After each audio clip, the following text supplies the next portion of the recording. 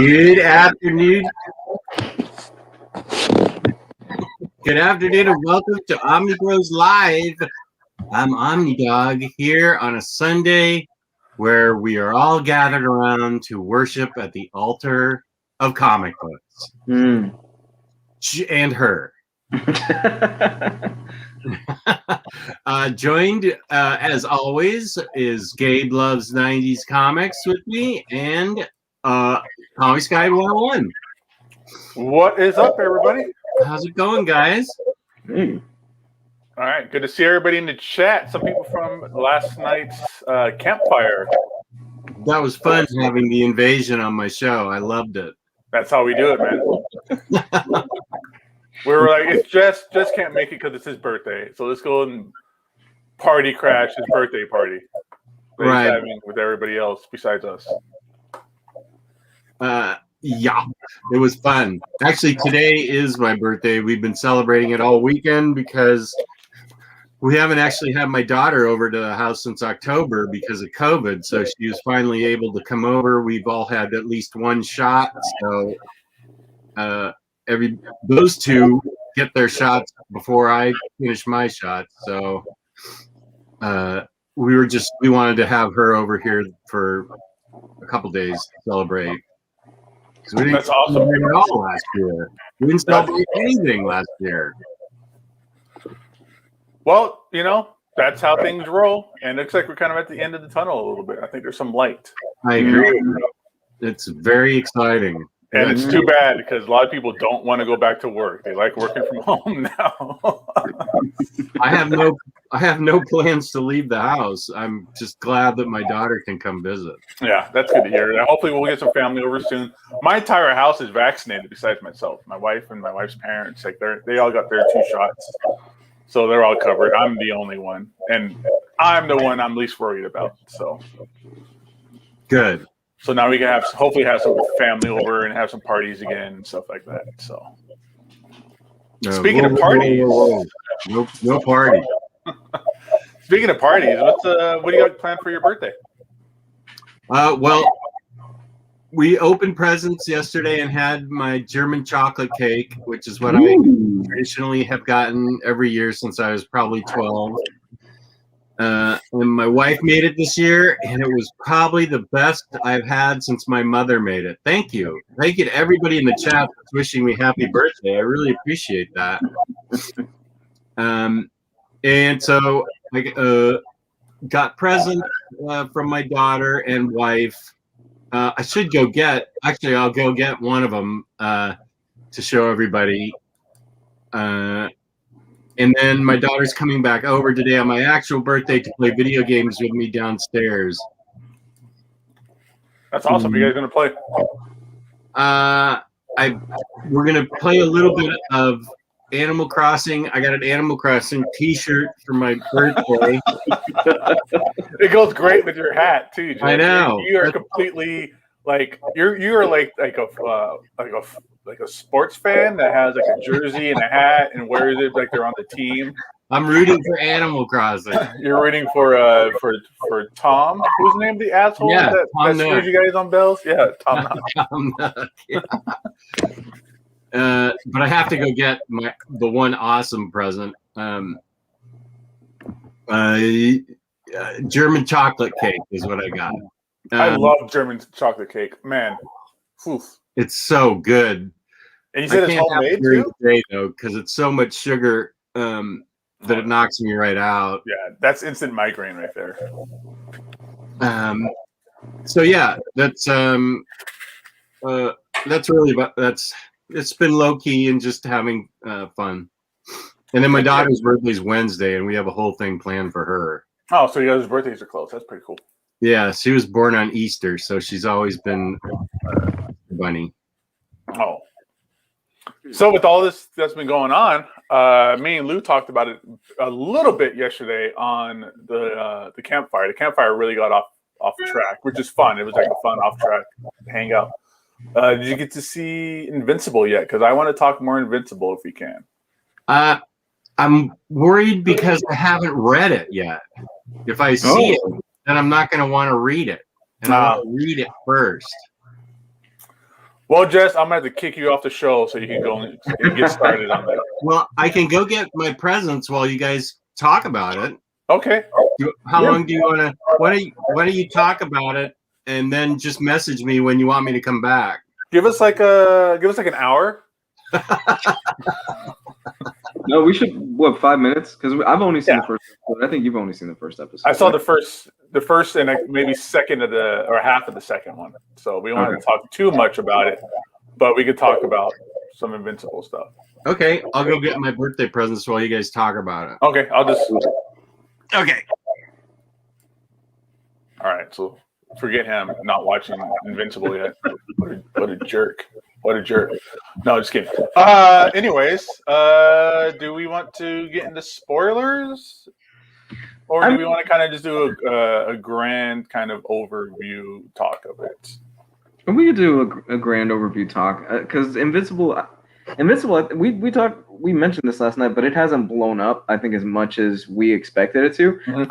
This was going to be like a huge cultural thing within the first week, and it doesn't seem the case of that. And I think it's part of bad timing because there's Falcon and Winter Soldier, Snyder Cut was last week, and still people are jonesing about that. Mm-hmm. I think it's kind of in a tough place where it kind of got buried a little bit. But spring break for a lot of people, you know, people got other things going on. But yeah, this should be like the biggest news. Should be this Invincible show. Mm-hmm. We talked about it yesterday, but they nailed it. This is like the best that we can probably expect from as an Invincible fan that we can expect to get out of that group. Yeah. It's without a doubt. It's very impressive. I will say, I was talking to Omar a little bit about it, and he was like, "Yeah, the animation's a little stiff," and I was thinking about it, and I was like, "Yeah, but maybe that's kind of more on purpose because it's trying to really replicate that comic book feel. Because there are certain scenes where it's like that looks straight up, like it looks like a panel out of the comic." Yeah, we talked about it yesterday. Like the first 20 minutes of the first episode, I was a little worried. I was like, "This is not like the comic book. Like I don't remember any of this. You just have this random." Security guards talking about life, like really weird. It was John Hamm as a security guard talking about how much he loves his stepson, who's not his son, but he feels like he's his son. Like it was sweet and cute and all that, but I was like, where's this coming from? And then the big thing happens after that. But the big thing that happens is all the superheroes that show up. I was like, this is corny. Like this is weird and corny, and it's kind of off, and the dialogue is silly. And then you realize what happens, and then it's like boom, right out the gate from after that scene, it is straight out of the comic book. They could have traced over Corey Walker's artwork. They could have traced over Ryan Otley's artwork because it's fantastic. I do agree, though. I saw Omar and you guys talking about in the chat that some of the voice acting is not quite doesn't really work for some of the characters. I think J.K. Simmons is phoning it in. I mean, the first episode, he doesn't, because I liked him in Legend of Korra. If you get a chance to watch that, he was really good in that. Mm-hmm. But that first episode, I'm like, yeah, I'm not feeling him as Omni-Man right now. And maybe that'll change as the series goes on. But I'm like, he's kind of phoning this into me. And is it Jason Mazzuccas, the guy that's playing Rexplode? Is that him? That's him, yeah. And it's Jason Mazzuccas. Like he's chewing the scenery every single time he's there. Like he takes over whatever is going on. He's it'll be like a scene where everybody's kind of like a six, just kind of just talking and hanging out, and then it's Jason Mazzuccas just yelling and screaming into the microphone. Yeah, that's Jason Mazzuccas. All right. Yeah, I loved him in the league. He was. El Cunado? He's fucking hilarious. Jason Mazzuccas is great, but I don't think he fits. His voice doesn't fit like Rexplode or fix, like the rest of the cast. Like it just doesn't match. That paintball episode in the league where he's just yelling random shit while they're playing paintball is hilarious. I love the league, man. I got to go back and watch some of it because that show was phenomenal. I don't know anything about sports. I don't care anything about like fantasy football leagues or any of that stuff. But this show was one of my favorite shows when it was coming. Yeah, it was that and Workaholics. It was like they had the same kind of tone and comedy a little bit to it, and those are like my favorite shows. Yeah, I was a bit surprised that they just get into the big kind of reveal at the end of the first episode. I'm like, well, they're still kind of hiding it a little bit, but I was really surprised that they just like flat out go, no, this is what's going on, because in the comic they really drag out that reveal for how like the first 2 trades, Gabe. It's like issue 7, I think, is the big reveal. Is the big crazy thing, yeah. Because the first, because it's in the second trade. Because the first trade, I think, is just like 5 issues or something like that, and then the second trade, you get to that point, that big reveal, and you're like, what the hell just happened? And that's from there on out. It's the same thing with the show. The show is kind of even keel, and it's about Market and his powers, and a little bit of kind of girly, like high school problems, a little teeny boppery. And that's exactly how the comic book was. The comic book was very much like a Spider-Man kind of clone in like, you know, tone and style and teenagey kind of stuff. And then the big reveal happens, and then that's when the fight scenes get just exponentially just more violent, disgusting, and just body parts getting chopped off, and it just turns into Dragon Ball Z fights after that. Basically, they did the same thing here, where there was fight scenes and there was really nothing going on, and then the big thing happens, and then it's just like just body parts everywhere. I just honestly hope the show lasts long enough for us to get Conquest. I just want Conquest already, man. Dude, I'm looking forward to that. I have a page of original art from Invincible, but it's a spoiler page involving Conquest. So, like the 2 arcs that I really want to see are the Viltrumite War and Conquest. Because for me, specifically the Conquest arc, because I think we mentioned this last night, but I think the Conquest arc specifically is where that book hit its peak, and it never quite for me hit that same peak again. But seeing Mark go up against Conquest, who they build up Conquest as like this unstoppable force, and man, when he goes up against him, it is such a fucking great moment, and they mess each other up really bad. There is nothing. Excuse me. There is nothing nice about Conquest. He is just pure evil, and those fight scenes just get maniacal because you got like that one like mechanical arm and crazy stuff happens with that, and it's such a great arc, dude. We were talking about it yesterday, that it's one of the things where the Conquest stuff is like Walking Dead, like we talked about. It's like the prison era of Walking Dead, where that's the top of it, and it probably should have ended right there, and they were never going to top that feel and that emotion again. And that was the Conquest stuff and the Viltrumite War stuff. Man, I'm trying to see if I can find a good image of Conquest. It's not like a spoiler or something. But overall, man, I dug the first episode that I saw. I didn't. It's got me enough that I'm like, okay, I want to see where the rest of it. That almost hour-long runtime was a bit of a shocker for me. I didn't expect that. All the episodes would be almost an hour long, and it's animated. I was like, oh wow, they probably sunk some money into this. Yeah, I thought the first episode would be an hour. Like it was like, oh, here's the first episode. We'll make it an hour, like a pilot, and then it'd be like half-hour shows after that. But no, the second one's an hour, the third one's an hour. It's a lot going on. Oh, cool.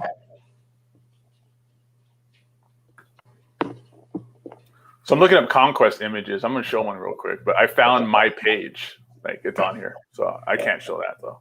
So just Conquest is probably like the equivalent of Superman's Apocalypse to Mark. He's like Mongol. Okay. If you want to do like a Superman analogy, I get like as a Mongol. Like he is like the Viltrumites, like oldest, most powerful, most bloodthirsty, just terrible person. And there are so many great moments you could pull from, but they're all spoilers. Basically. Yeah, exactly. That's the problem. There's so much that happens in Invincible that you can't really talk a lot about it because it just becomes a spoiler. There we go. This will probably work. Just to give everybody an idea of what we're talking about when we talk about Conquest. But I hope this does help sell more copies of Invincible. Like whether it's the compendiums or the hardcovers or the trades, it needs to be seen. It needs to be seen or read.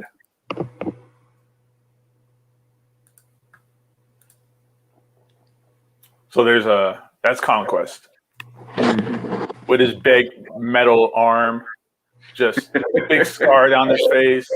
Just he's seen some shit, and he is ready to just destroy and battle. I can't wait. But they're chugging along, like comic book wise, like the stories in like if you talk about like are they following the book? They follow the book pretty well, but they're just steamrolling through. Like there's a lot that's going to happen in this first season. It seems like. Yeah, they're well, the first episode alone is what first I want to say four issues of well, it's kind of all over the place. But yeah. The big reveal, which is at the end of the first episode, like I said, was like issue 6 or 7. Mm-hmm. And then they get past that, and it's a little bit different than the book. So there's a lot of characters that are changing, and their storylines a little bit different and stuff like that. But they're just chugging along. I looked up IMDb on accident, and I saw some voice actors for characters that are coming up. I go, wow, they're getting that far into it in the first season. Mm-hmm. So. There's some stuff going on. Well, didn't they say we're getting Battle Beast already in the first season? Yeah, I know they're getting Battle Beast is in there. And he doesn't show up till late into the books. I think he shows up in the first hardcover. I think he shows up in the first couple of trades. Yeah, he shows up like he shows up as like a mercenary at first, working for did they show it in the first episode? The bank robbery is in the first episode, right? The big stone, the big black dude who's made out of stone that has like a stone covering. Yeah, he becomes like later on, like he has like his own like hit squad of like mercenaries, and one of them was Battle Beast. He shows up early, like issue like 10 or 12, something like that. It's been a while since I read that. But like Alan shows up already. Like he that's pretty early in the series, or kind of later in the beginning of the series. But he's like in episode 2. All that kind of stuff really starts happening really, really quick. Yeah. So Andres, we'll see. Hope to see Battle Beast. He's on there for sure. I forgot who voiced him. They got some big name actors for voicing, even though I don't think a lot of it works. But and do we think Invincible success will lead to more adult superhero cartoons? I hope so. If they do it as well as they're doing in this show, then yeah, we can go for more adult stuff. I honestly think Todd McFarlane should just drop the whole live action Spawn thing and just go animated. You could bring back that animated series for HBO Max for like 10, 12 episodes. Oh, dude, that's amazing work. That Spawn cartoon series is incredible. It's incredible. Who was it that did the voice again? Keith David. Keith David. They could totally bring back Keith David, dude. Mm-hmm. Speaking of Keith David, real quick, everybody understands. Yeah, Spawn's awesome. Invincible books are evergreen. I don't know if they've ever. I think they're just still under. I hope they're evergreen. I don't think they've ever fallen out of print, but I think we talked about it before months ago, that this is going to be the time that they're going to start falling out of print because they're going to get so much more spotlight and popular because of the show. Battle Beast is Worf from Star Trek. That's awesome. Cool. But speaking of, let me get Jess back in. But speaking of Keith David and awesome stuff, and I know you were kind of pumped for it too, and you know I was damn pumped for it, and that was the reveal of that damn NECA Gargoyles action figure. Oh my God, those gargoyles! Do you have photos of those? I can pull it up. Please do. Yeah. Let me get Jess my God! And they've confirmed that we are getting the rest of the series. We're getting the rest of the gargoyles. They said that they have 5 more figures. Okay, so it's gonna be all of them. I mean, the core original cast. At least like the gargoyle side of things. Yeah, I don't think they're gonna come out with like a damn it, what was the female cop's name? Alyssa. Yeah. I don't think they're gonna come out with her anytime soon. I wish they would, or even like Xanados. Let me see here. Let me find this NECA Gargoyles. I hope everybody knows what we're talking about, because if you're a fan of the Gargoyles cartoon, this damn thing is absolutely amazing. It is beautiful. Let me get it to come up real quick. Well, we know. Okay, so we know we're getting Goliath, and they said 5 more, right? Or 5. They said 5 more. Yeah. So it's give me a second. I Right. can pull up more pictures of the squad and stuff, and we can speculate, which will be fun. So it's Goliath. Okay, I'll give it a second, then I'll wait. All right, let me see.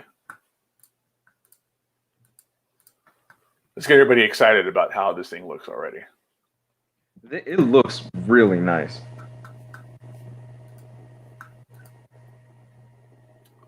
Look at that thing. Look at the wingspan. Oh my god. That's gonna be like a massive. I was gonna say massive package. But it's gonna have to be like in a huge box or something. This thing is awesome looking. So there's that. Did they reveal the price? I pre-ordered mine on BBTS. It was like $35, something like that. Worth it. Oh yeah. I mean, just look at this is like better than the cartoon. Like there's more detail. There's just, the great articulation you can already see from just these few images. Mm-hmm. Or it's just spellbinding. They got the look down pack. Like that expression is amazing. That's exactly Goliath. And it comes with the Book of Wisdom. So that thing is going to be incredible, dude. Hey, Jess. Hi. I immediately had to pre-order that thing. So you said there's 5 more. So we've got Goliath. So it's obviously going to be they're going to be there. It's going to be Brooklyn, Lexington, Broadway, Hudson, and Bronx. Yeah, that's going to be all 5. I'm kind of wondering if they're going to do a thing where Bronx is going to. I think Omar mentioned it, where Bronx is going to be tied to another character, maybe a double pack. That's what I was saying. I think it'd probably be, if anybody, it'll probably end up being with Hudson. Mm. Or if anything, let me see if I can pull this up real quick. Hey Jess, we're talking about Gargoyle toys. Cool. I saw those. They look boss.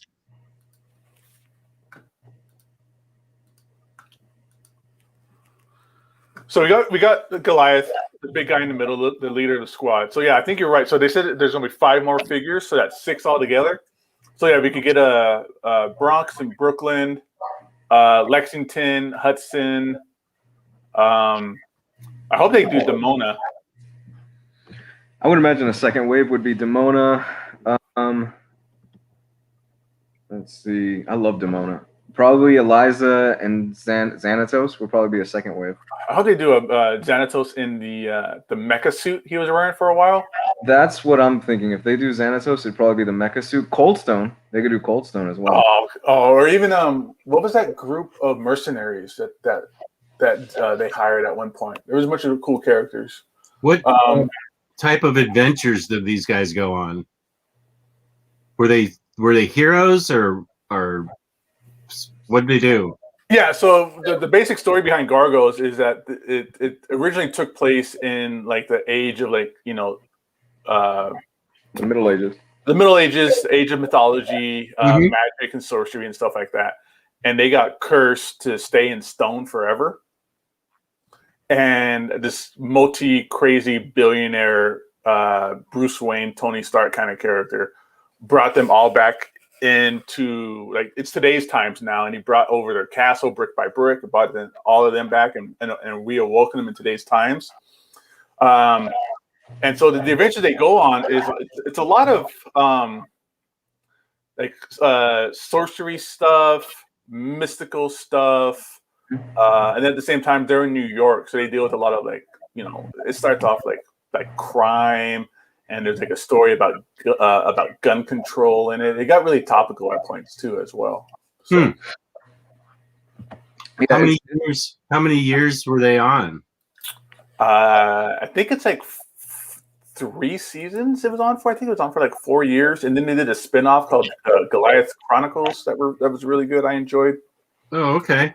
They got comic books out that are really hard to come by and are like crazy expensive. Oh. I think there's like a 12-issue series, and it was all done by Jimmy Palmiotti and Amanda Connor, like way back. Oh, well, I want to see that. Now I'm interested. You just spiked his interest. Yeah, I woke up now. And then they did a newer series not too long ago that's more based on like the cartoon, like it kind of takes place after the cartoon, and it's written by one of the head writers of the cartoon, and those are like impossible to find. They're so crazy expensive.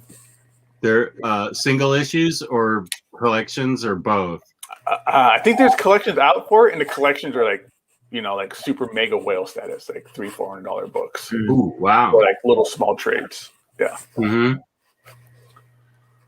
It's on Disney Plus, Jess. You should add that to your list of the 20 million things people tell you need to watch. I will tell Lou we are starting the 3rd episode of Queen's Gambit tonight. Hey, what'd you think?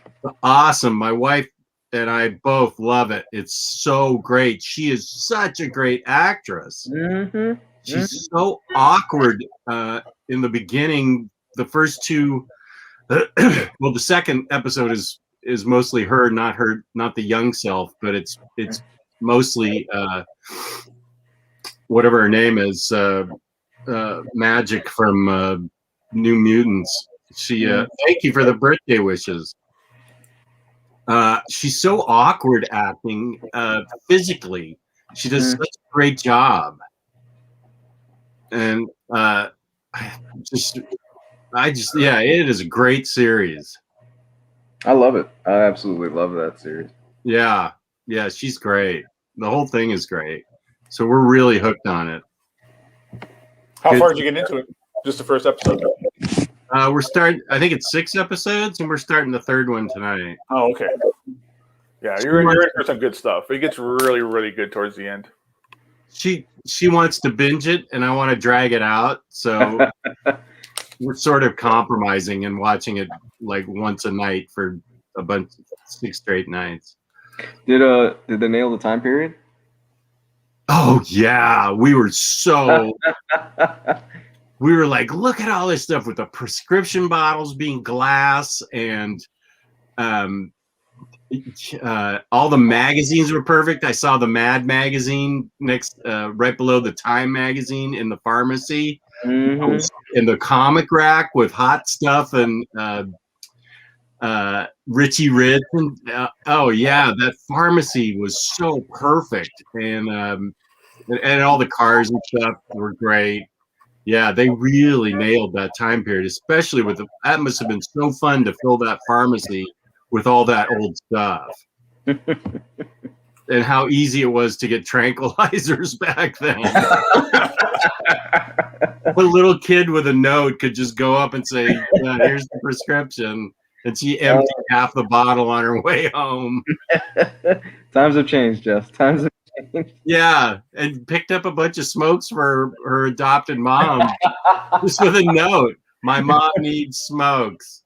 That was great. And the Pabst Blue Ribbon cans that you needed the can opener for. Yeah, they set the time period great. Damn child safety laws. Ruin all of our fun. I could be getting smokes. Hey, run down to the writing a fake note. Run down to the Yeah, she picked up her prescriptions and her cigarettes. That's so funny. I need some tranquilizers signed Epstein's mom.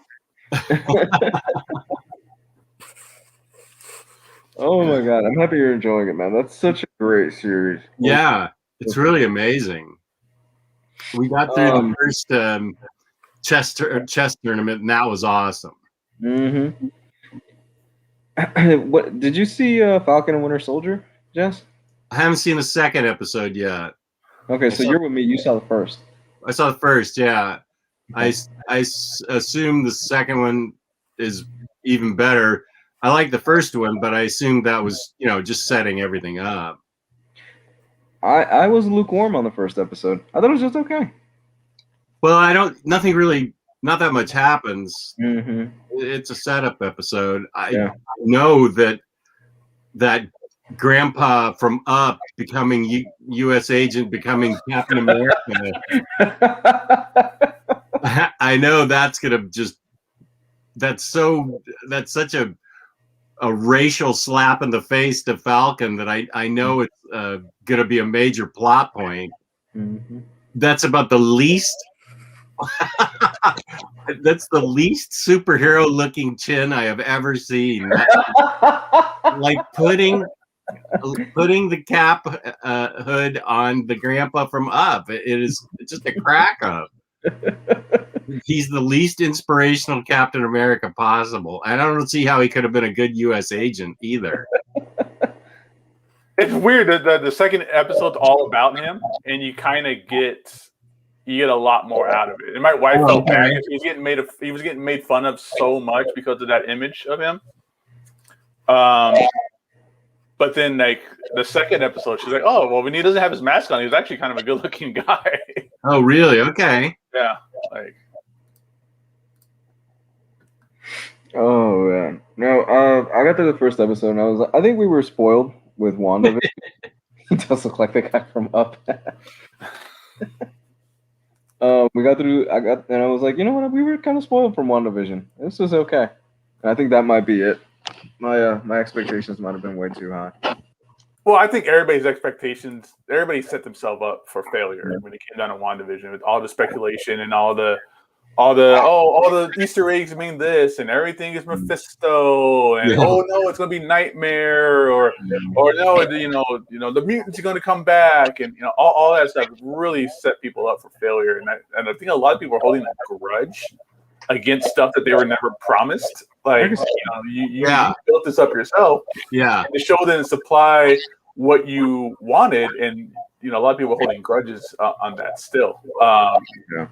Rob Liefeld, on his podcast is Wonder Woman. He's really to say, I like it, but they set up all this stuff and it never seemed to pan out. And a lot of people are kind of holding grudges about it. But I think here with Winter Soldier, it's a little bit more even keel. It's a little bit more like it's the second episode. Finally, like Falcon, Sam, and Bucky have more of a relationship. Like they actually get together and there's more of them doing stuff together. It really is. The show starts from the second episode. It seems like. So you get a lot more of that. You get more of their interactions with one another and things like that. But it just seems to be like that buddy cop movie kind of feel, where they're going on these little like skirmishes and adventures and stuff like that. And then like I said, the U.S. agent guy, the new Captain America guy, there's a lot more of him in the second one. There's some things going on. So that's cool. There's just so much to watch, dude. It's like, God damn, there's Invincible and there's Queen's Gambit and there's everything else that's going on. There's so much you have to pick and choose right now. And now, you got it for his birthday. Rusty Biscuit came in. You got the Rusty Biscuit. And my daughter's wants to start putting it together today, so I have to clear off a place in the other part of the basement where we can put it together. This thing looks boss. I've never put a Lego set together, and I'm going to say Legos like throughout the whole episode because I know how upset the Europeans get when Americans say Legos. Legos, Legos, Legos, Legos, Legos, Legos. I know it's Lego, but I'm saying Legos. Sorry, we pluralize things more. Yeah. And she also got me a bunch of buttons or pins rather, because she knows I like pins. And this is the best one. It's too people-y outside. That's not me. That's fantastic. And then she got one that said,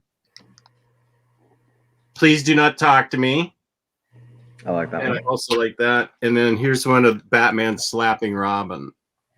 I love that scene. Oh, man. Yeah. So she knows me well. That's awesome. Oh,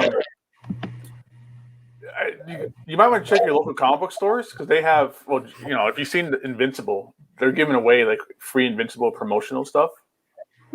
So you get like pins in the bag and posters and like a little power brick and cool stuff like that. And I don't know what it is, but Mike and Ike's is sponsoring it. Like it's a big thing about Mike and Ike's with it. I don't know. The candy? The candy Mike and Ike's. So that's part of the. I can't eat that candy. It pulls all my teeth out. Pull all your fillings out and stuff. Yeah, it pulls my crowns off. Ooh. It really does. I've had to go into the dentist like right after. I can't eat Good and Plenty or Mike and Ike's or Taffy. My favorite thing is Skittles, and those things are way too chewy now. Yeah, they get Those are filling yankers. There's nothing more I like than just a handful of Skittles, and it just turns into like gum in your mouth. Yeah, I love Skittles, and yeah, those are tooth yankers. Sour Skittles are the best. I think sour anything. Sour anything, yeah. Sour candy was my downfall. Yeah. Sour gummy worms, sour lifesavers, especially gummies. Sour gummies, forget it. I'm in. Yeah, I used to eat those by the handful. Those Sour Patch Kids. Oh my god! My wife and I would buy the big Costco bag of them for the movie theaters with us. Joe Goose, what do you want? You want the rustic biscuit? The rustic biscuit. Did you guys see how people got really pissed off when that got destroyed in the show? Yeah, I saw that. Because people like pre-ordered the action figure or the playset or whatever for it through that Hasbro. Like it's like that Kickstarter thing through like Hasbro Plus, and they did it for that ship. And then when the ship got destroyed in the show, like so many people just canceled their orders afterwards. So they didn't want it anymore because it's been destroyed for whatever reason. That's weird. I built the Death Star, but it got destroyed too. But that doesn't mean I don't want to build it. It's also $700 on eBay, so I'm gonna try. I haven't built a single Legos thing yet, so I'm gonna see how I do with the biscuit still. Gabe, I didn't get a chance to talk to you. Are you gonna pick up that Jack Kirby Absolute? The new one that got announced? Oh, well, yeah, that's day one, bro. 100%. I'm getting that, dude. I've been wanting that thing since the first one came out, and that was a year ago. And they finally solicited the second one. The thing's a beaut, man. Off. Yeah. What did you just get from? You just got something special, Jack Kirby wise. It had the cigar in his mouth. My little Bowen statue bust right there. Oh, that is. I don't know if you can see it in the Oh, background. the Bowen statue. That's right. That's right.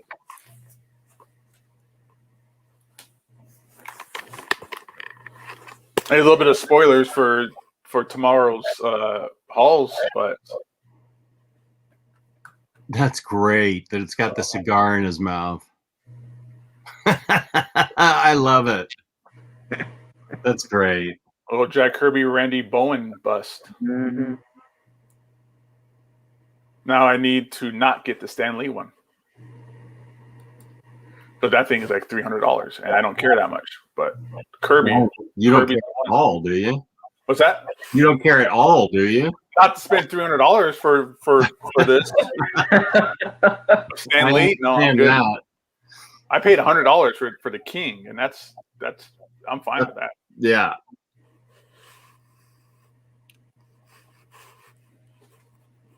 Oh, you just can't beat Jack Kirby, man. No.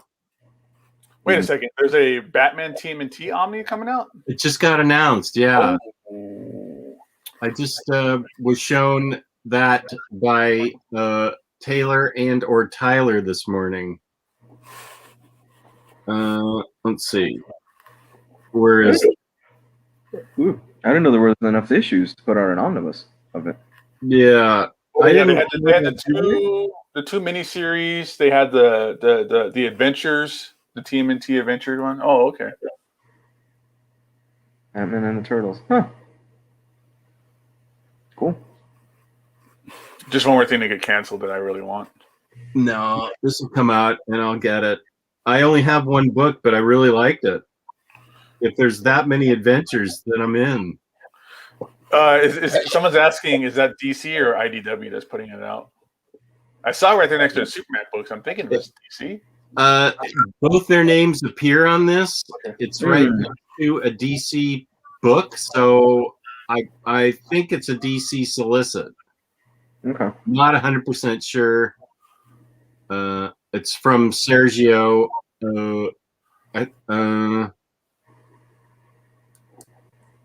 Sergio, I don't know where. Maybe online. Superman Red and Blue is also a hardcover that's coming out. Wait, is that the stuff where he splits into two different like versions of himself? No, it's the modern Superman Red and Blue. Oh, and that who cares?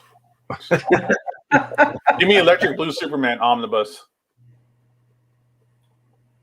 We almost had Nicolas Cage.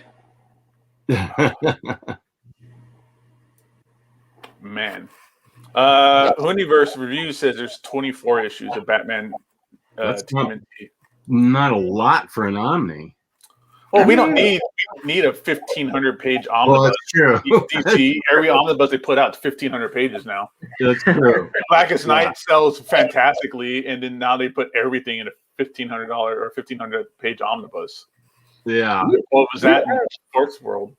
We've had small omnibuses before. With the Hawkeye omnibus was what, 12, 13 issues? Well, I mean, Marvel did the Devil Dinosaur, which was like 8 issues. Yeah. Is that really how many issues are in Devil Dinosaur? Yeah. It was also $45 when it first came out. What else? There's another like small one. Young Avengers is a tiny omnibus. That's a really tiny one. And Superior Foes is Spider-Man. Yeah. Is a pretty small one. Marvel Cosmics Marvel Cosmics thicker than Young Avengers though. Yeah, Young Avengers is pretty small. Yeah, Young Avengers is really, really tiny. That's like a regular size, like oversized hardcover. And that Kieran Gillen run, which if I ever run into him, I'm gonna have a conversation with him about Chico. In Young Avengers? Mm-hmm. About his portrayal of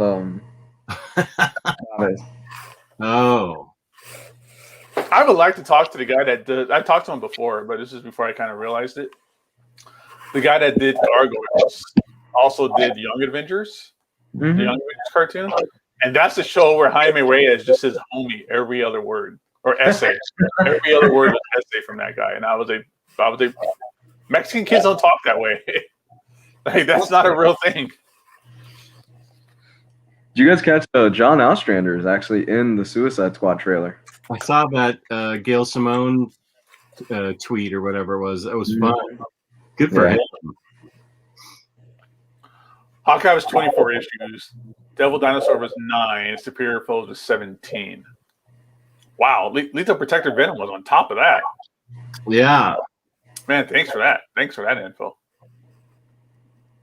So Devil Dinosaur currently is the smallest omnibus that they've ever put out. Oh, I would think so. Yeah. Well, the first Eternals one was like kind of small too, because I think it was just the first like series, and then they did that new Eternals one where they put like the newer Eternal stuff in it. It wasn't just that Kirby stuff. Mm. Favorite artist of 2021 so far?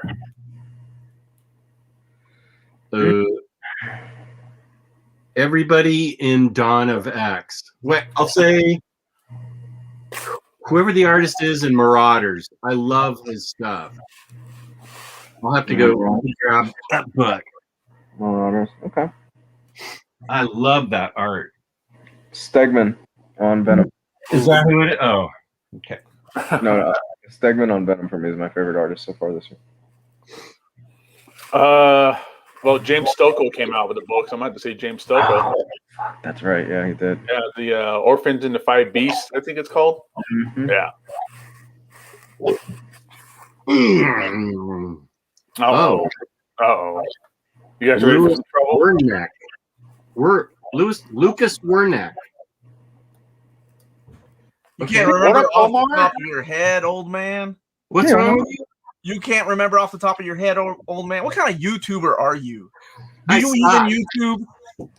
I suck. Happy birthday, man. That's all I came in here to say, man. Happy birthday. Thank you very much. I already He's out. Hey, it's good to see you guys. I just came here really quick to say happy birthday, dude. I hope you're having a good day. I sent your message to my daughter, who thinks you're funny, when you called me a racist wasp, and Omar texted me, "Happy birthday, you doll-playing nerd," and I sent that to her, and she thinks you're funny. I'm pretty funny sometimes. Anyway, miss you guys, and I'll be back sometime in April. Can't wait. Awesome. We look forward to it. You guys keep doing what you do. I'll talk to y'all later. Happy birthday, Jess. Everyone in the chat, hello. And thank you, buddy. Absolutely. Bye, guys. All right, bud. See you. Bye. Thanks. Doll playing nerd. Made me laugh. It was so funny. What's with the dudes behind Jess? Oh, those are my hot toys. I put them there just to switch things up. The honeys are up in a shelf in front of me. The honeys. Where the honeys at? I don't know about this new Bizarro Jess. Yeah, I wanted the figures down here so I could play around with them because they are so posable. Oh, Jeff, you're falling down a rabbit hole with these hot toys, man. Oh, I know. Spidey Yeah. 2099 Spider-Man. turned into Iron Spidey and turned into Negative Spidey or whatever Yeah. the right one is. These Spideys are so fun to pose. Spider-Man in general is just my favorite to pose. So I'm really digging these hot toys. Did you see that one? It's like the newer. It's the more recent release for Spider-Man from Hot Toys, and he looks like a John Romita, like Ross Andrew style. I don't know what era is it? Like the original Spidey? It looks like it. It looks like it's like late '60s, early '70s Spidey.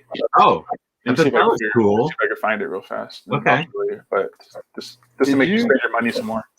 Did you pre-order the Miles from Spider-Verse, Jess? I did, yeah. The Miles is from the video game, I think.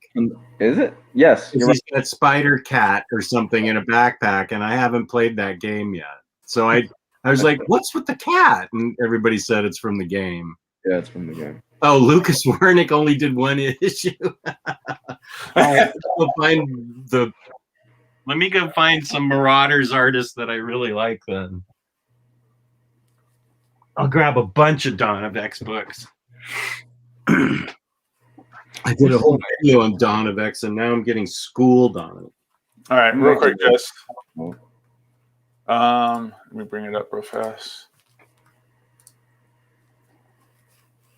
Oh, classic suit. Ooh.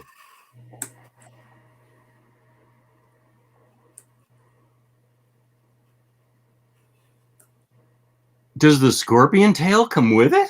I don't know.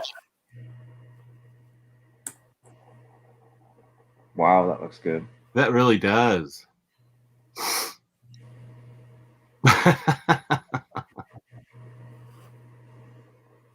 Wait, I'm not sure this is the one I was thinking of. Maybe there might be another one that's more like comic booky, like. I don't know. Whoops. That looks good to me. Well, here's all your Spider-Mans you can get, Jess. Oh, I know. There's so many. It's a bad rabbit hole. Oh my God, they have Spider-Ham. Yeah, he comes with Spider-Gwen from the Spider-Verse. Dude, this Venom is awesome looking. Holy crap.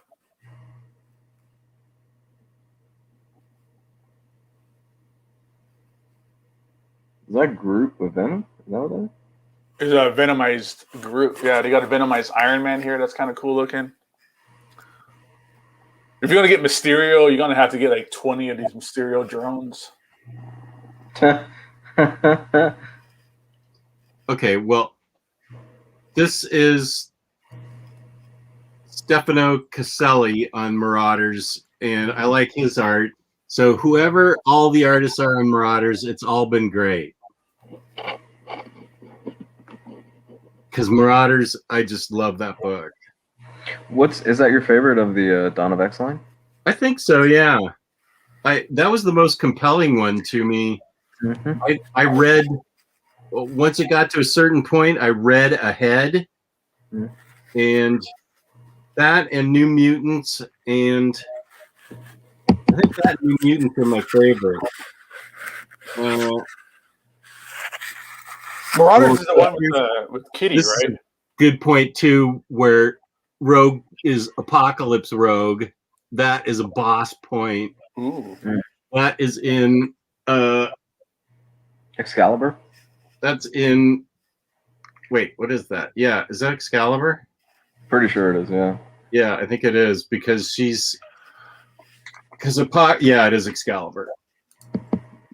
Yeah, I still don't know what Apocalypse is up to in Excalibur. He's got something going on. I haven't got to the point where he reveals his grand scheme, but something's going on. Yeah, those Dawn of X titles, they're pretty good, man. I agree with you. I think Marauders is probably my favorite one. I love the concept of Kitty Pryde just touring around the world on a boat and doing mutants and stuff like that and delivering medicine and stuff. It's pretty cool. Yeah, I'm on a boat. Yeah, I dug just about all the titles. I'm happy with almost all of them.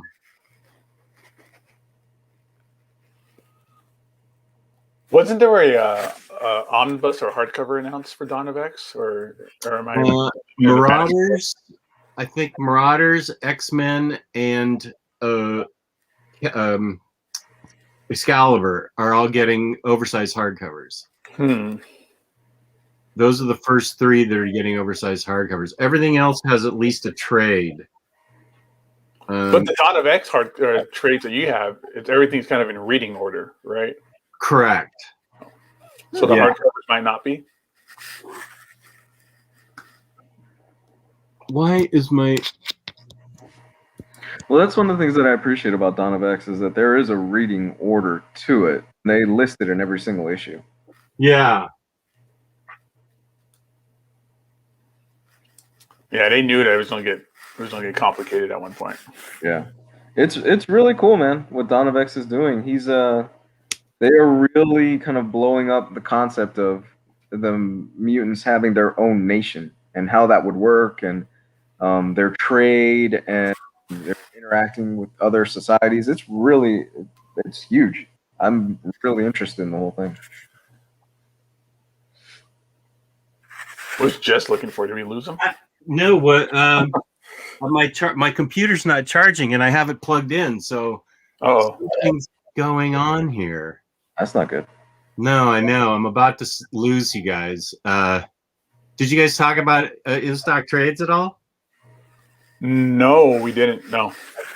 Instocktrades, where you can get your collected editions up to 50% off. Loyalty discounts add 2% to that.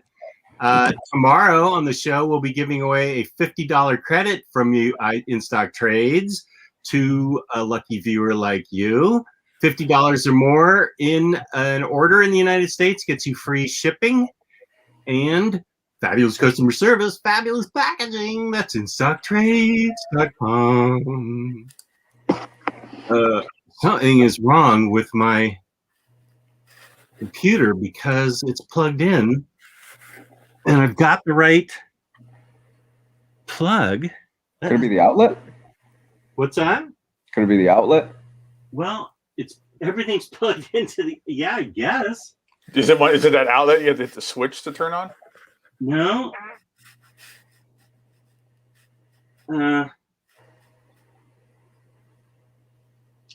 Little Nemo strikes. Now the outlet's working because the modem's plugged into it, and the modem's working. Oh. So, I hope it's okay. I hope we don't have another Nemo moment or Jess has gone through a third laptop on the show. Would it be a third one? This will be your third one? Yeah.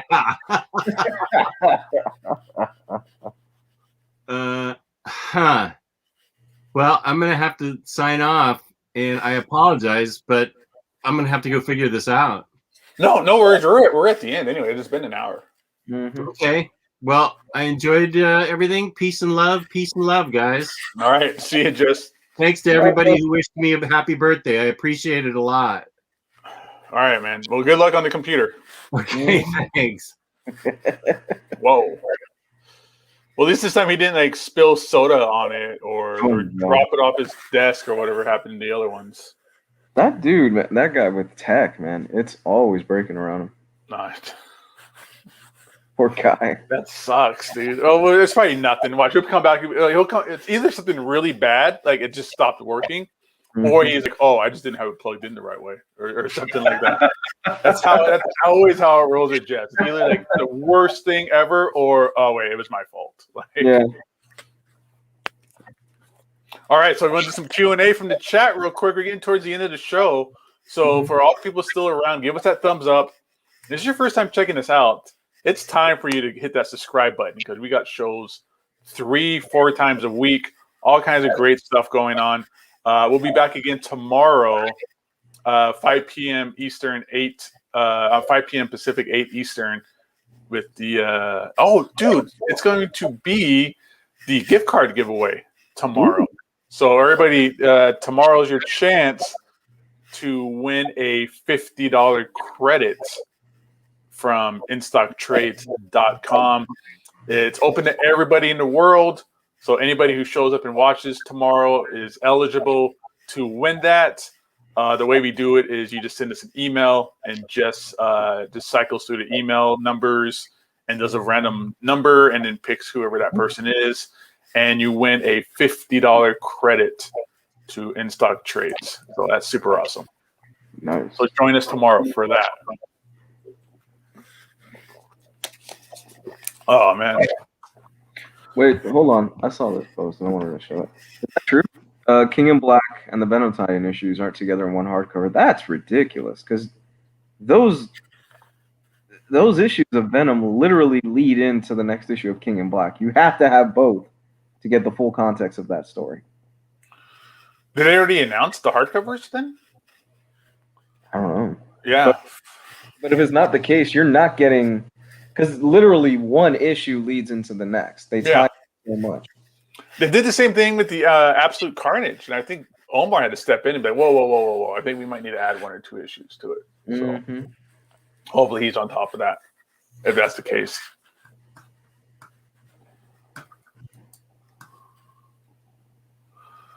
Dude, did you read that Keanu Reeves Berserker book yet?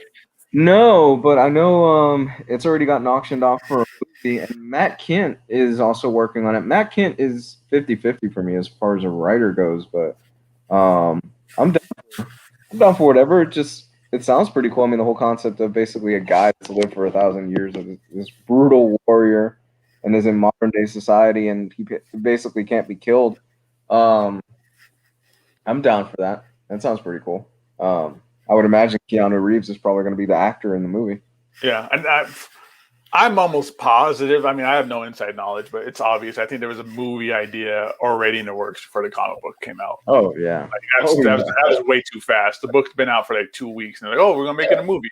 I'm pretty sure that was already kind of in the works. Yeah. I mean, there's a lot of stuff that's being made and adapted right now from comic books, and they say, "Oh, we're going to do this," but 9 times out of 10 it falls through.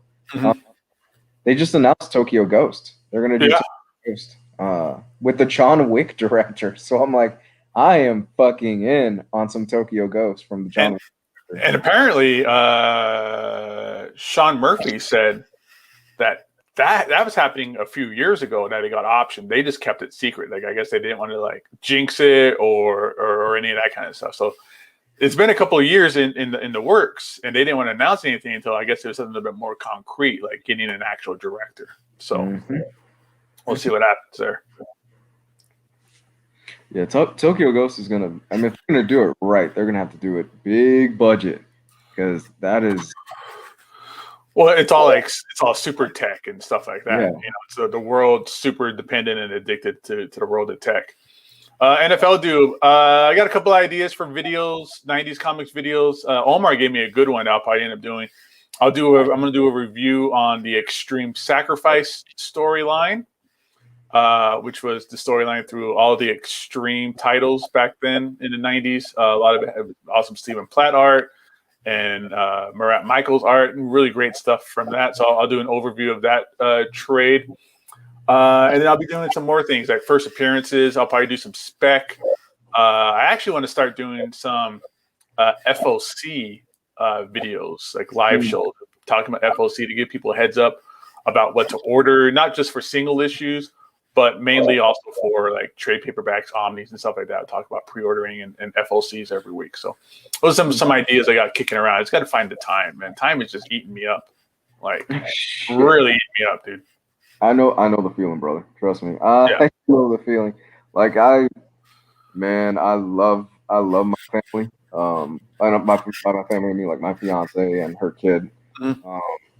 Man, I'm discovering that takes up a lot more time than it used. I have almost no free time at this point for myself, and that's just how it is at the moment. Yeah, it is what it is, man. And that's just life. That's just moving on and growing up and maturing and all that kind of stuff. Omniverse reviews, Ultraverse. Yeah, I have a special secret honey hole of a website that I go to buy comics, and I want to get into some Ultraverse stuff. I really want to buy a bunch of Prime. I'm gonna buy a bunch of Prime, a bunch of Ultraverse. I want to get into maybe some Nightman, because those are all the Ultraverse comics, or back in the Malibu days, that I really enjoyed and I liked. And I'm also working on trying to set up a Ghost Rider, like the 90s Ghost Rider, the Danny Ketch Ghost Rider series, and Spirits and Vengeance stuff as well. So, like I said, I got a honey hole of a website where I can get cheap ass books. Is Danny Ketch your Ghost Rider? Danny Ketch is my Ghost Rider, 100%. 100%. I didn't know. I was first introduced to Ghost Rider in a Marvel Comics Presents book, and it scared the hell out of me. Because he touches this little symbol on his motorcycle and his skin just melts. Like I still remember that image in my head. I found the comic the other day. I was so excited because it was just. I remember like it's one of those things where the nostalgia factor hit me hard. Where it's like I know exactly where I was. I was in school. I was in it was like second grade, and I was reading it at my desk and during like free reading time, and it freaked me out. And I found that issue of Marvel Comics Presents where that happens. And yeah, it's been Danny Ketch ever since for me. I like John Blaze is cool. I think really my affiliation with Johnny Blaze is because Method Man took that name from Wu-Tang, and he kept calling himself Johnny Blaze all the time. Like, oh, that's the Ghost Rider guy. That's right. But it's Danny Ketch. Same way as like Kyle Rayner's my Green Lantern, stuff like that. So Wally West is my Flash. So, man. Yeah, that's something that's really cool about you, dude, is that people today, I love 90s comics, and they kind of say it like ironically sometimes.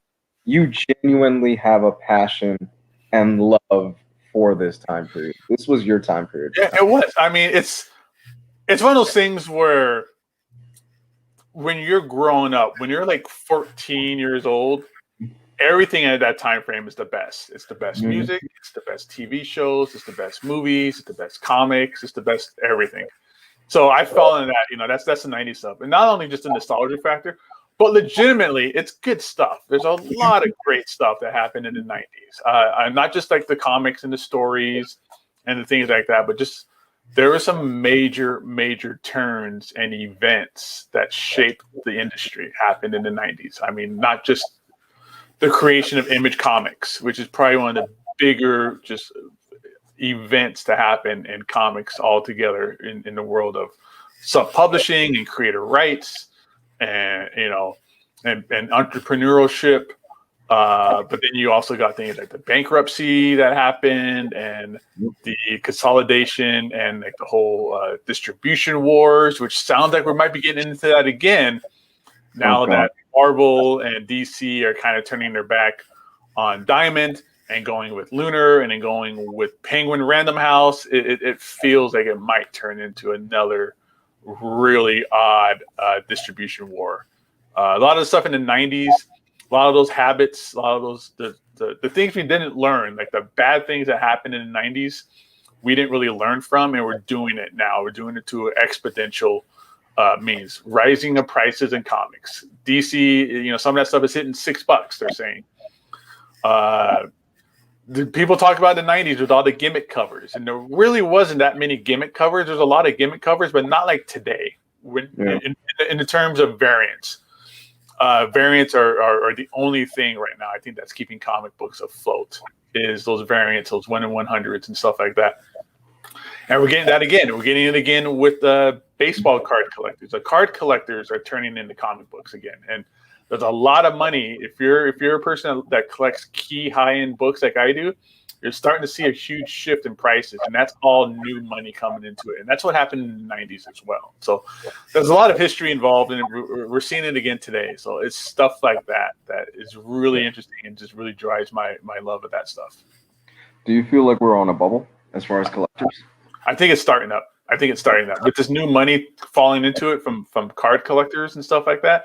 I mean, you got like Pokemon cards selling for $300,000. You got that Deadpool card that's if it's graded at a 10, it's going for like 10 G's.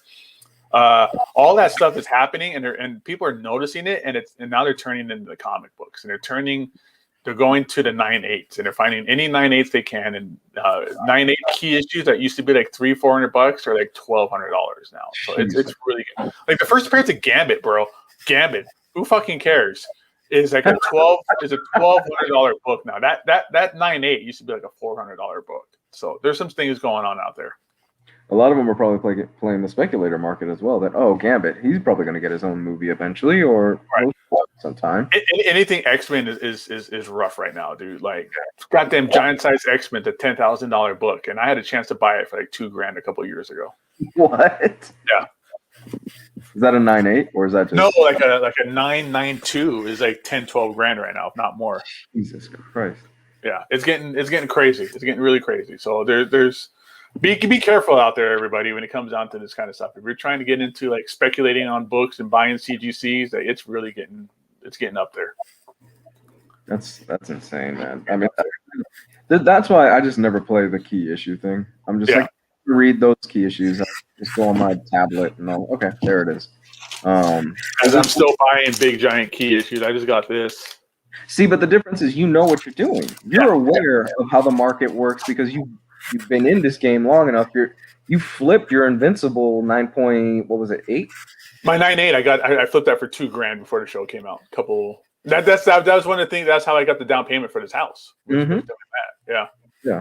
So it's if you're just, I would honestly say if you want to just get into this, I wouldn't even recommend somebody just getting into like buying key issues and speculating right now because it's so all over the place. Yeah. And you have to do it through like eBay and like Instagram live sales or whatever, because there's no conventions where you can actually see this stuff. So you really got to be careful and find honest people and stuff like that to buy from and know what you're doing and things like that. Yeah, Lethal Protector Venom, raw ASM 300s are like $2,000. They're like $2,000 for raw. Like if they're like a high grade raw, they're hitting like $2,000. 9/8s are like $5,000-6,000 right now. It's stupid. Those used to be $1,200 books. That was the pinnacle. Was First Appearance of Venom, Amazing Spider-Man 300, and like Deadpool were like the big like late 80s, early 90s books, and they were like $1,200. Now 9/8s are like $4, $5, $6,000. It's getting crazy. It's really getting really too much out there. Yeah. It's going to get worse. I mean, I think it's only going to get worse as the years go on with the films that keep coming out and stuff like that. But I'm wondering right now, what's the going grade for the first appearance of Moon Knight? Because a few years ago, first appearance of Moon Knight wasn't shit, I bet. It wasn't. No, it was always expensive. Was that it really? First appearance of Moon Knight, that Werewolf by 932 was always an expensive book for whatever reason. I think it was just a low print run or something like that. It depends on the grade, but like 7.0s, I think graded 7.0s are like $2,000 right now. Like it's really getting crazy. I'll have to look into it a little bit deeper. I can tell you, but it's getting up there. I mean, Agent Johnny Depp's asking about first appearance of Punishers. Like they're getting up there. It's getting really scary and everything's getting unobtainable right now. I think Marvel's at an interesting point though. What do we do with the character of Punisher right now? Like, the whole thing with the symbol. Yeah. I think Marvel's at a point where they're like, what do we fucking do with this guy? It's hard to say, dude. It's hard. There's no right answer. There's no right answer. Like I could say they should just leave it alone and just do what they do and just kind of just like not do anything and separate themselves from it, and that will be the wrong answer. Or I could say, maybe they should redo the Punisher skull and change it to something different that's far away from that situation. That'd be the wrong answer. So there's really no right answer. It's really hard to do anything about that. Because to my knowledge, there's not a Punisher ongoing right now, right? I think they shelved the character for right now. I mean, I don't think there is. I don't know if they shelved it or if it's just one of those things where they're just, in between volumes again. No book gets more than like 20 issues before it gets renumbered anyways. Yeah. Or restarted. So let me see here. I'm going to do some fun stuff. Asian Johnny Depp, I'm going to look up that first Punisher and see what they're going for right now. Because life is crazy.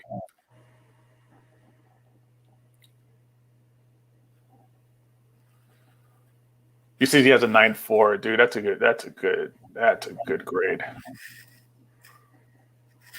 129. All right, so Agent Johnny Depp, if you're listening, I'm pulling this up. 9.4 is $5,000. The last sale was $5,000. That was March, so that was just recent. Wow. So, yeah, that's a $5,000. What was it at before? Let me see the trending of this. 2019. I think that's when the Punisher show was coming out. It was $3,000. 2020, which is after the show fell off of Netflix, and Netflix wasn't producing anything anymore. It dipped a little bit. It dipped a little bit below $3,000. Mm-hmm. Now it's $5,000. So hold or sell? What do you think? Hold. Wait for.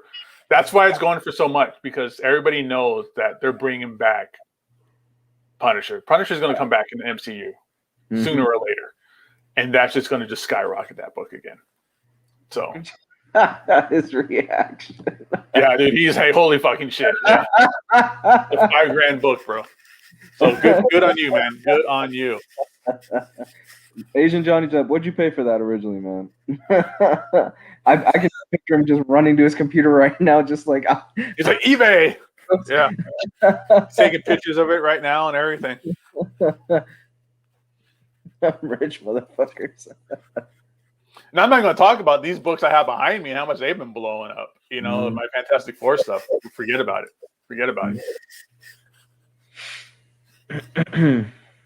I got that first Ghost Rider back there. That thing has blown up. So it's again, people are starting to do some of these people are being smart about it and they're thinking further ahead. So they're looking at things like knowing that Punisher's coming back. Daredevil is probably blowing up right now too. So Daredevil stuff is really good. I want to get a first Bullseye really, really bad. I'm gonna have to look into that.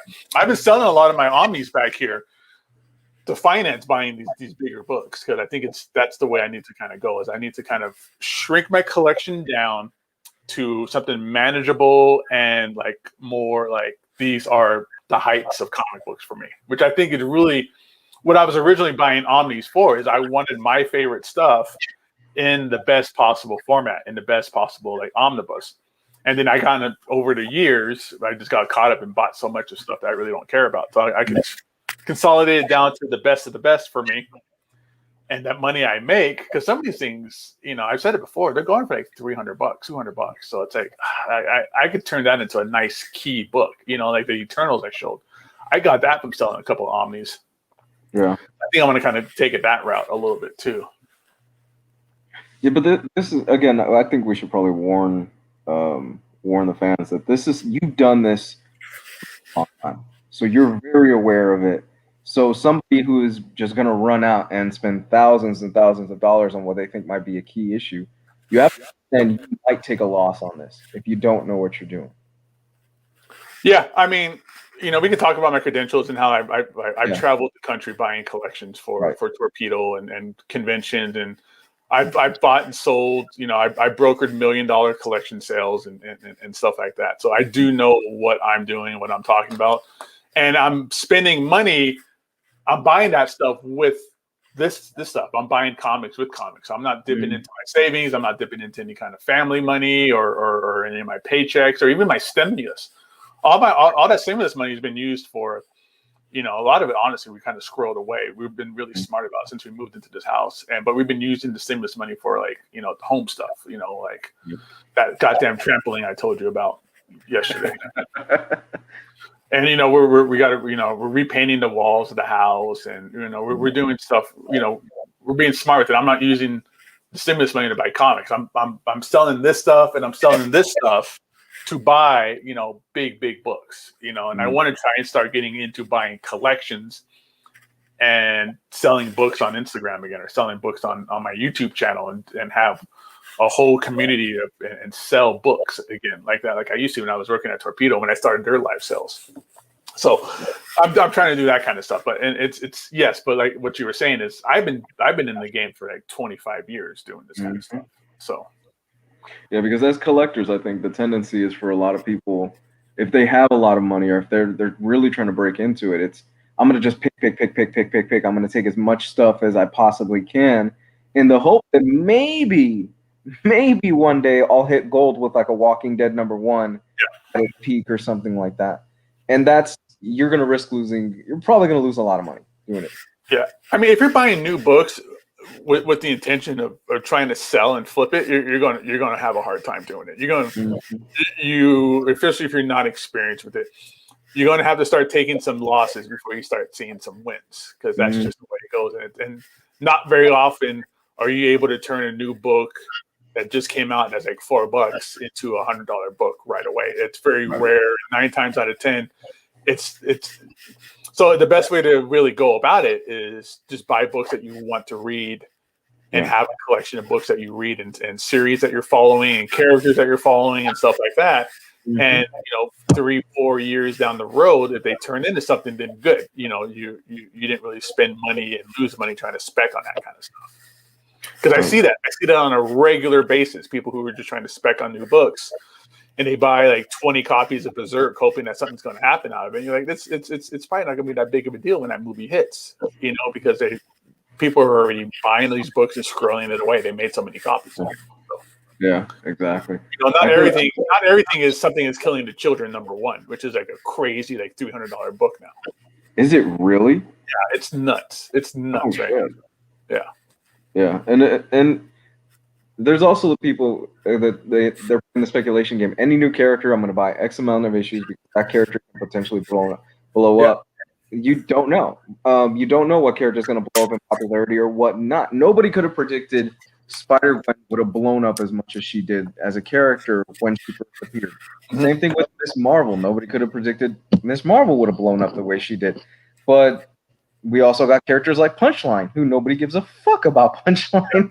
For the biggest for a while, right when the pandemic hit, everybody was talking about Punchline and the designer and 3 Jokers, and none of that stuff has gone anywhere yet.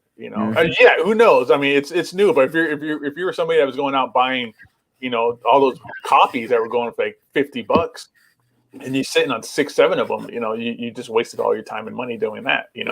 It's always one of those things where people are going out and buying like $300 variants, $100 variants every week. They're just dropping money on variants. Well, I'm like, dude, you can take that $100 and buy like a Silver Age book, buy a key book, and do it that way. Buy stuff that's already, worth the money. Yep. Anyways, man, let's go ahead and end this. It's an hour and 20 minutes in, everybody. Thanks to everybody in the chat. This is fun. I like talking to Johnny Depp. I like making Johnny Depp's day, Asian Johnny Depp's day, knowing that fool is now $5,000 richer than he was 20 minutes ago. So that's always good, fun stuff. Everybody, again, Instocktrades is the sponsor of this show. It's the #1 spot for all of us here on the show, where we go to for all of our hardcovers, trade paperbacks, omnibus. All of our orders are through instocktrades.com because they have the best prices, the best packaging, the best shipping, free shipping on top of that on orders over $50 or more in the United States. Tomorrow on Omnibros Live, again at 5 p.m. Pacific, 8 Eastern, we'll be giving away a $50 credit to our sponsor, Instocktrades.com. So don't miss out on that. Be sure to hit us up again tomorrow with that. So again, everybody, thank you very much for showing up. Thank you to Instocktrades for sponsoring our show. Thanks to Lou, and happy birthday to Jess. And we will see everybody on the flip side. Have a good day, everybody. Good day, everyone.